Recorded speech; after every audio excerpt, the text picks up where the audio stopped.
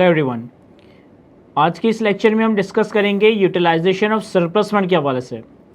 देखें, हमने पिछले किसी लेक्चर में ये डिस्कस किया था कि अगर हमारे पास क्वालिफाइंग एसेट के लिए एक से ज़्यादा सोर्सेज से, एक से ज़्यादा एवेन्यूज से फंड्स अवेलेबल हैं, तो हम उनकी यूटिलाइजेशन उनको किन सीक्वेंस में यूटिलाइज़ कर रहे होंगे।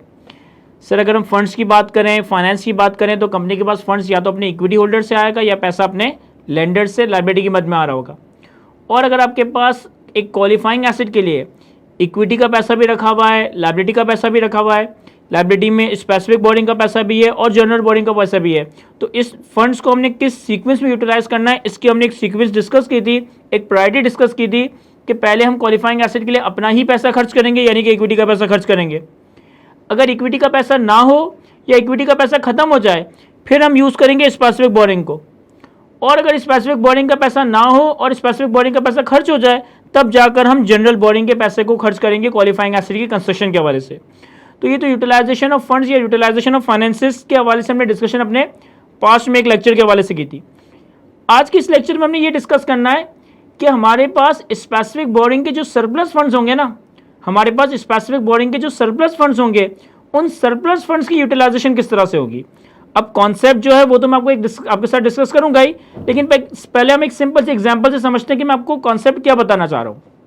फॉर एग्जांपल, एक फैमिली है काइद हाउस के नाम से, यानी कि एक हेड ऑफ द फैमिली है मिस्टर काइद, और mister Kaid head of the family के दो बेटे हैं, एक है मुर्तज़ा काइद, एक है मुस्तफ़ा काइद।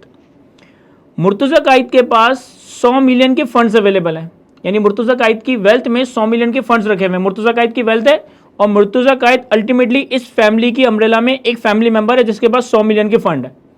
तो आम हालात में अगर मुर्तज़ा काइद के पास 100 मिलियन के फंड है, तो ये देखेगा कि यार मैं 100 मिलियन के फंड को कहाँ इन्वेस्ट कर सकता हूँ और इन्वेस्ट करके कितना कमा सकता हूँ। तो इसे पता चला कि अगर ये 100 मिलियन बैंक में डिपॉजिट करवा दे, बैंक के सेविंग अकाउंट में रखवा दे, तो इस सेविंग अकाउंट में हमें 8% का मार्कअप, 8% की इंटरेस्ट इनकम आ सकती है। अच्छा, इसी फैमिली में एक और फैमिली मेंबर है Mustafa Kaid. Mustafa Kaid for the time being कर्जे में चल रहा है। मुस्तफ़ा काइद ने किसी से लोन लिया हुआ है 80 मिलियन का, और मुस्तफ़ा काइद इस लोन के ऊपर 15% से इंटरेस्ट पे कर रहा है। तो एक घर है काइद फैमिली के नाम से, काइद हाउस के नाम से। इस फैमिली में दो फैमिली मेंबर्स हैं, मुर्तज़ा और मुस्तफ़ा। मुर्तज़ा के पास 100 मिलियन के फंड्स हैं जिसे वो कहीं इन्वेस्ट करना चाहता है, तो इससे एक ऑप्शन नज़र आया कि यार अगर मैं सेविंग अकाउंट में ये पैसा रख दूँ तो मुझे 8% का रिटर्न मिलेगा। मुस्तफ़ा काइद इसी फैमिली का दूसरा फैमिली मेंबर है जिसके पास 80 मिलियन का लोन आ रहा है, और इस 80 मिलियन के लोन पे ये 15% का मार्कअप कमा रहा है, सॉरी मार्कअप एक्सपेंस बियर कर रहा है। अब अगर ये फैमिली मेंबर इस 80 मिलियन के लोन पे 15% से इंटरेस्ट पे कर रहा है, तो ये इसके लिए इंटरेस्ट एक्सपेंस है, और ये फैमिली मेंबर इस 100 मिलियन को 8% पे इन्वेस्ट कर दे तो ये इसके लिए इंटरेस्ट इनकम है। जब दोनों फैमिली मेंबर्स ने हेड ऑफ द फैमिली को जाकर अपनी प्रोग्रेस बताई, मुर्तज़ा ने बताया कि मैंने 100 मिलियन 8% पे इन्वेस्ट करके 8 मिलियन कमाया, और मुस्तफ़ा काइद ने बताया कि मैंने 80 मिलियन का लोन लिया हुआ है तो मुझे 80 मिलियन के लोन पे 15% का मार्कअप बियर करना पड़ा। तो फिर जो हेड ऑफ द फैमिली है उसके जहन में एक बात आएगी कि यार मेरा एक बेटा 100 मिलियन घर से बाहर इन्वेस्ट करके 8% सूद कमा रहा है, और मेरा दूसरा बेटा बाहर से लोन लेकर 15% सूद एक्सपेंस बर्दाश्त कर रहा है। ज़्यादा बेहतर ये नहीं है कि हम इस बंदे को ये बोले कि यार आप ये 100 मिलियन बाहर इन्वेस्ट करके 8% कमा रहे हो, इससे बेहतर है आप अपने भाई को लोन दे दो। आप अपने भाई को लोन दोगे तो बाहर से आप 8% कमा रहे हो, अपने भाई से आप कितना मार्कअप कमा सकते हो, 15% का। और अपने इस मुस्तफ़ा को बोलो कि यार आप बाहर वाले को 15% सूद दे ही रहे हो ना, तो आप इसी 80 मिलियन के अमाउंट के ऊपर अपने ही भाई को 15% से सूद देता रहो। आपके आउटफ्लोज में तो कोई फर्क नहीं आएगा, आप बाहर वाले को 15% सूद दो या घर वाले को 15% सूद पे करो, आपका आउटफ्लो तो सेम ही रहेगा। लेकिन हमारे घर में एक फायदा हो जाएगा कि एक फैमिली मेंबर जो बाहर इन्वेस्ट करके 8% कमा सकता है, अगर अपने भाई को लोन दे तो इस पर 15% रिटर्न कमा सकता है। अब इसके पास 100 मिलियन के फंड है और इसे कितना लोन चाहिए, 80 मिलियन। तो इसने क्या करना है कि 100 मिलियन में से 80 मिलियन मुस्तफ़ा को लोन दे दिया और बाकी के 20 मिलियन बाहर इन्वेस्ट कर दिए। तो अब मुर्तज़ा काइद के हाथ में 80 मिलियन पे जो इंटरेस्ट इनकम आएगी वो 15% से आएगी, और 20 मिलियन पे जो इंटरेस्ट इनकम आएगी वो 8% से आ रही होगी। और मुस्तफ़ा काइद के लिए कोई फर्क नहीं पड़ता, पहले वो 80 मिलियन पे बाहर वाले को 15% सूद दे रहा था, अब अपने ही भाई को 15% इंटरेस्ट दे रहा होगा। इससे होगा क्या कि सर इससे इस घर का फायदा हो रहा होगा। पहले एक तरफ 15% से सूद दिया जा रहा है, 8% से सूद कमाया जा रहा है। अब हमने घर के अंदर ये ट्रांजेक्शन एग्जीक्यूट करके अपने घर के आउटफ्लोज को मैनेज कर लिया, और प्रैक्टिकली भी ऐसा ही करना चाहिए। यही बेनिफिशियल भी है और यही लेजिटिमेट भी है। इसी तरीके से अब एक कंपनी के पर्सपेक्टिव से सोचें। फॉर एग्जाम्पल एक कंपनी है जिसने जनरल बोरिंग की हुई है। देखिए जनरल बोरिंग का कॉन्सेप्ट क्या है कि वो बोरिंग जो कंपनी बहुत सारे ऑब्जेक्टिव्स, बहुत सारे पर्पसेस के लिए करती है। अपने एडमिन की सैलरी देनी है, अपना इलेक्ट्रिसिटी बिल पे करना है, अपने रेंट के एक्सपेंस दे देने हैं, अपने यूटिलिटीज़ के खर्चे पे करना है, बहुत सारे पर्पसेस के लिए अगर आपने कोई लोन लिया हुआ है तो इस लोन को हम जनरल बोरिंग कहते हैं। फॉर एग्जाम्पल कि एक कंपनी ने एक बैंक ओवरड्राफ्ट लिया हुआ है और इस बैंक ओवरड्राफ्ट पे इंटरेस्ट है 15%।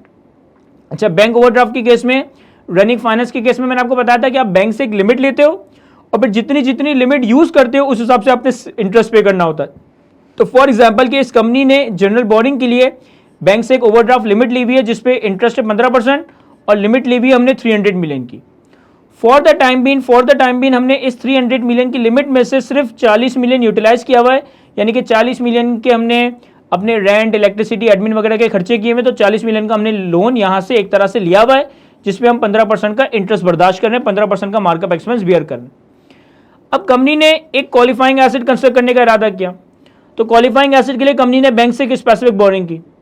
हम जैसे जैसे खर्चा करेंगे वो स्पेसिफिक बोरिंग से करते जाएंगे। जब स्पेसिफिक बोरिंग का पैसा खर्च हो जाएगा तो जनरल बोरिंग को इस्तेमाल करेंगे, और जब हमारा स्पेसिफिक बोरिंग का पैसा इस्तेमाल नहीं होता हम इस स्पेसिफिक बोरिंग के पैसों को भी सरप्लस फंड में इन्वेस्ट कर देते हैं। इस सरप्लस फंड को भी कहीं ना कहीं इन्वेस्ट कर देते हैं। लेट्स से कि कंपनी ने क्वालिफाइंग एसेट के लिए स्पेसिफिक बोरिंग की 100 मिलियन की, 12% का इस पे इंटरेस्ट है, और कंपनी के पास अपॉर्चुनिटी, ये ऑप्शन है कि अगर इस 100 मिलियन में से कुछ फंड्स अनयूटिलाइज्ड है, सरप्लस फंड है, तो इसे सेविंग अकाउंट में इन्वेस्ट करके 8% इंटरेस्ट कमाया जा सकता है। अब फॉर एग्जांपल कंपनी ने स्पेसिफिक बोरिंग कर ली 100 मिलियन की, अभी फिलहाल कोई खर्चा नहीं हुआ, तो हम क्या करेंगे सर, हम इस 100 मिलियन के अमाउंट को सेविंग अकाउंट में इन्वेस्ट कर देंगे। लेकिन अगर हम प्रैक्टिकली पूरी कंपनी के पर्सपेक्टिव से देखें कि यार ये कंपनी तो एक पर्सन है ना, एक कंपनी है, तो कंपनी अपने इस स्पेसिफिक बोरिंग के सरप्लस फंड को 8% पे इन्वेस्ट करे। इससे बेहतर ये नहीं है कि कंपनी का दूसरा डिपार्टमेंट जो कि 40 मिलियन का लोन लेकर बैठा हुआ है 15% पे, इसी को पे करने में मदद कर दे। इससे होगा क्या कि जब आप इस अमाउंट को 8% पे इन्वेस्ट करोगे तो आपको 8% रिटर्न मिलेगा, जबकि इसी अमाउंट से ये जनरल बोरिंग अगर रिपे कर दोगे तो 40 मिलियन पे 15% का इंटरेस्ट सेव हो रहा होगा। तो अगर इस तरह का सिनेरियो आता है, कि आपको कहता है कि हमने जनरल बोरिंग में से कुछ लिमिट ऑलरेडी यूज की हुई है कंपनी के दूसरे कामों के लिए, रेंट पे करने के लिए, इलेक्ट्रिसिटी पे करने के लिए, एडमिन पे करने के लिए। अब इस तरह के सिनेरियो में अगर आपके पास स्पेसिफिक बोरिंग का कोई सरप्लस फंड है भी ना, तो आप उसे फौरन से इन्वेस्ट बाहर नहीं करोगे, बल्कि कंपनी के ही जनरल बोरिंग, कंपनी के ही बैंक ओवरड्राफ्ट की लिमिट को पे ऑफ कर दोगे। इससे होगा क्या कि बाहर आपको 8% का रिटर्न मिलता, यहां पे जब आप इसे इन्वेस्ट करोगे तो आपके अमाउंट के ऊपर 15% का इंटरेस्ट सेव हो रहा होगा। देखिए एक्सपेंस का सेव होना, कॉस्ट का सेव होना is as good as income. अब लेट्स से एक एग्जांपल ये है कि कंपनी ने जनरल बोरिंग में एक बैंक ओवरड्राफ्ट की 300 मिलियन की लिमिट ली हुई है, जिसमें से 40 मिलियन की अमाउंट यूटिलाइज की हुई है जिसपे 15% मार्कअप लग रहा है। फिर कंपनी ने क्वालिफाइंग एसेट के लिए स्पेसिफिक बोरिंग की 100 मिलियन की, तो मैं 100 मिलियन की पूरी अमाउंट को सेविंग अकाउंट में इन्वेस्ट नहीं करूंगा, मैं क्या करूंगा कि 100 मिलियन में से 40 मिलियन इस जनरल बोरिंग को रिपे कर दूंगा और बाकी का जो 60 मिलियन है इसे बाहर इन्वेस्ट कर दूंगा। तो अब जब आप स्पेसिफिक बोरिंग पे सरप्लस फंड पे इन्वेस्टमेंट इनकम कैलकुलेट करोगे, अब सरप्लस फंड पे जो इन्वेस्टमेंट इनकम कैलकुलेट करते हो, जो आपकी बोरिंग कॉस्ट भी कैपिटलाइज को रिड्यूस करती है, वो किस तरह से कैलकुलेट होगी कि सर 100 में से 40 की अमाउंट पे इनकम आएगी 15% से, क्योंकि आपने एक डिपार्टमेंट का 15% का कॉस्ट सेव किया ना, तो इस डिपार्टमेंट के लिए, क्वालिफाइंग एसेट के डिपार्टमेंट के लिए 15% की इन्वेस्टमेंट इनकम आ गई, और बाकी का जो 60 मिलियन है उसे हम बाहर ही इन्वेस्ट करेंगे और उस पर हमारे पास 8% से इन्वेस्टमेंट इनकम आ रही होगी। तो ऐसा बिल्कुल पॉसिबल है कि सरप्लस फंड पे जो इनकम आए वो स्पेसिफिक बोरिंग की बोरिंग कॉस्ट से भी ज्यादा हो।